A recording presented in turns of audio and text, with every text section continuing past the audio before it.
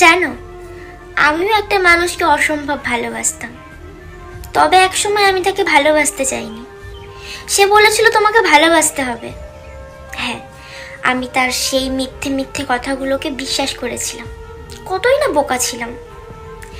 আমি ভালোবাসলাম, সে বলেছিল আমাকে বিশ্বাস করো।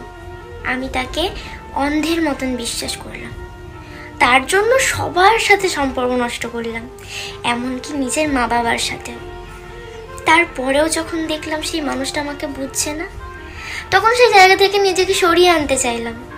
কিন্তু সে বলল, আমাকে একটা সুযোগ দাও, আমি তোমাকে যত্ন করে রাখবো। আমি তাকে আবার বিশ্বাস করলাম।